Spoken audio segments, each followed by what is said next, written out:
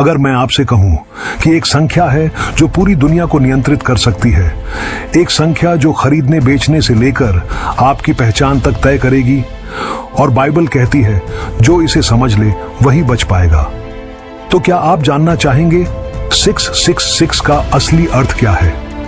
आज की यह वीडियो डराने के लिए नहीं बल्कि जगाने के लिए है।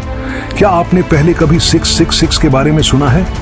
सिर्फ नंबर या कोई खतरनाक सिस्टम? बाइबल प्रकाशित वाक्य अध्याय 13 के 18 में लिखा है, यहाँ बुद्धि की आवश्यकता है। जो समझ रखता है वह उस पशु की संख्या का हिसाब लगाए, क्योंकि वह मनुष्य की संख्या है और उसकी संख्या है 666। बाइबल ये नहीं कहती डरो, बाइबल कहती है समझो। 666 सिर्फ नंबर नहीं। बहुत लोग सोचते हैं 666 कोई टैटू होगा, कोई चिप होगी या किसी का नाम, लेकिन बाइबल का तरीका हमेशा सरफेस से गहरा होता है। बाइबल नंबर्स को सिंबल की तरह इस्तेमाल करती है। बाइबल में 6 का मतलब है मानव प्रयास, अपूर्णता, परमेश्वर के बिना पूर्ण होने की कोशिश। परमेश्वर ने 6 दिन में पूरी सृष्टि की रचना की। 7वां दिन पूर्णता का दिन, जिस दिन परमेश्वर ने विश्राम किया। 6 नंबर परमेश्वर की पूर्णता से कम है। अब सोचिए, 6, मानव शक्ति, मानव गर्व, मानव नियंत्रण, परमेश्वर के बिना 3 बार। 666 का मतलब है जब इंसान कहेगा मुझे परमेश्वर की जरूरत नहीं, मैं खुद भगवान बन सकता हूं, सब कुछ होगा, लेकिन परमेश्वर मौजूद नहीं होगा। और बाइबल कहती है उस समय बिना उस निशान के कोई खरीद नहीं सकेगा, कोई बेच नहीं सकेगा। सोचिए, खाना, दवाई, नौकरी, सब कुछ एक सिस्टम के कंट्रोल में। अगर आज कोई सिस्टम कहे मेरे नियम मानो नहीं तो समाज से बाहर, तो क्या यह सिर्फ इमेजिनेशन है? बाइबल ये नहीं कहती कि 666 कल आएगा। बाइबल कहती है उसकी आत्मा अभी से काम कर रही है। जब भी कोई सत्ता खुद को परमेश्वर से ऊपर रखती है, वहीं 666 की सोच जन्म लेती है। बाइबल ये नहीं कहती कि हर बारकोड, हर चिप, हर टेक्नोलॉजी शायद 666 है। इशू टेक्नोलॉजी नहीं है, इशू वर्शिप है। किसके आगे इंसान झुकेगा? लेकिन बाइबल यहीं खत्म नहीं होती। बाइबल कहती है जो मेमने जीसस के साथ हैं वे विजयी होंगे। 666 डर का सिंबल है, लेकिन 777 परमेश्वर की पूर्णता। अंत समय सिर्फ विनाश की कहानी नहीं, यह सच्चाई और झूठ के बीच चुनाव की कहानी है। और बाइबल कहती है जो सत्य से प्रेम करेंगे वे धोखे में नहीं पड़ेंगे। लेकिन एक सवाल अभी बाकी है, अगर 666 एक सिस्टम है तो फिर उस सिस्टम को चलाने वाला कौन होगा? बाइबल उसे क्या कहती है? Anti Christ. अगर आप सच में बाइबल की भविष्यवाणियों को डर से नहीं समझ से जानना चाहते हैं तो इस चैनल को सब्सक्राइब कीजिए। अब एक और डरावना सवाल उठता है, बाइबल सिर्फ संख्या की बात नहीं करती। बाइबल बात करती है एक निशान की, एक छाप की, एक पहचान की। प्रकाशित वाक्य कहता है उसने सब लोगों को विवश किया कि वे अपने दाहिने हाथ या अपने माथे पर एक चिन्ह लें। बाइबल में माथा मतलब सोच, माइंडसेट, और हाथ मतलब कर्म, एक्शन। यानी 666 सिर्फ शरीर पर निशान नहीं, यह सोच और जीवन शैली पर अधिकार है।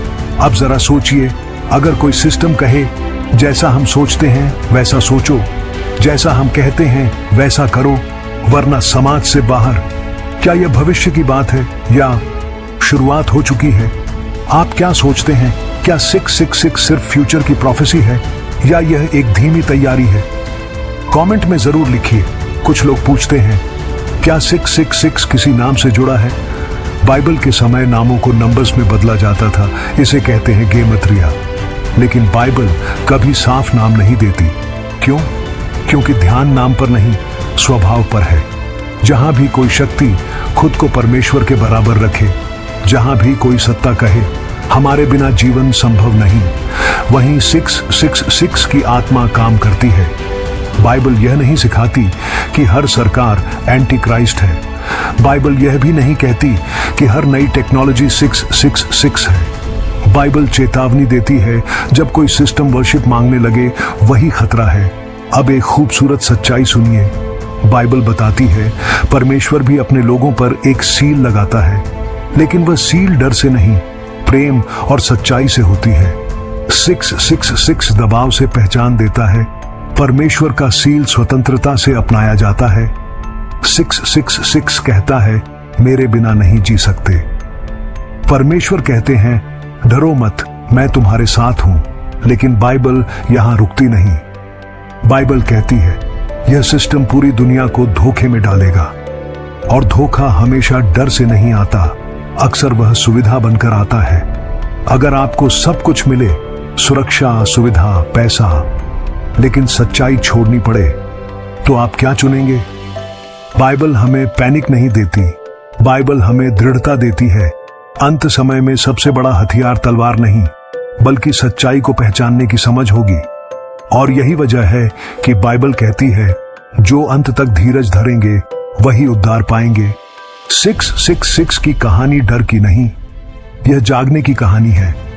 लेकिन अब आखिरी सवाल, अगर 666 एक सिस्टम है, अगर वह सोच और कर्म को नियंत्रित करता है, तो फिर उस सिस्टम का चेहरा कौन होगा? बाइबल कहती है अंत समय का सबसे बड़ा खतरा तलवार नहीं होगा, भूख नहीं, युद्ध नहीं, बल्कि धोखा। इतना शांति से आने वाला धोखा कि लोग उसे सुरक्षा समझ लेंगे।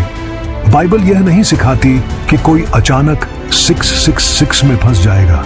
ये कोई एक्सीडेंट नहीं, ये एक चॉइस होगी। धीरे धीरे सोच बदलकर, समझौते करके। आज भी जब सच्चाई इनकन्वीनियंट लगती है और झूठ आरामदायक, वहीं 666 की सोच जन्म लेती है। जब इंसान कहे मैं परमेश्वर के बिना भी ठीक हूं। अगर आज आपसे कोई न कहे कि प्रभु यीशु को छोड़ो, लेकिन क्वाइटली यह कहे प्रभु यीशु को साइड में रखो, तो क्या फर्क है? बाइबल बताती है प्रभु यीशु ने कभी मजबूर नहीं किया। उन्होंने कहा जो चाहे मेरे पीछे आए। लेकिन 666 वाला सिस्टम कहेगा आना ही पड़ेगा। और यही सबसे सुंदर सच्चाई है। बाइबल कहती है परमेश्वर के लोग धोखे में नहीं पड़ेंगे, क्योंकि वे डर से नहीं, सच्चाई से चलते हैं। अगर आप ये वीडियो देख रहे हैं तो यह संयोग नहीं, यह एक रिमाइंडर है कि जागना अभी भी पॉसिबल है। अंत समय का मतलब अंत नहीं, यह निर्णय का समय है। बाइबल ये नहीं कहती कि सब डर जाओ। बाइबल कहती है जो पढ़े वह समझे, और जो समझेगा वही स्थिर रहेगा। लेकिन अब एक सवाल अधूरा है। अगर 666 एक सिस्टम है, अगर वह सोच और कर्म को नियंत्रित करता है, तो फिर उस सिस्टम का नेतृत्व कौन करेगा? अगली वीडियो में हम अफवाह नहीं, नाम नहीं, सिर्फ बाइबल से जानेंगे एंटी क्राइस्ट कौन होगा।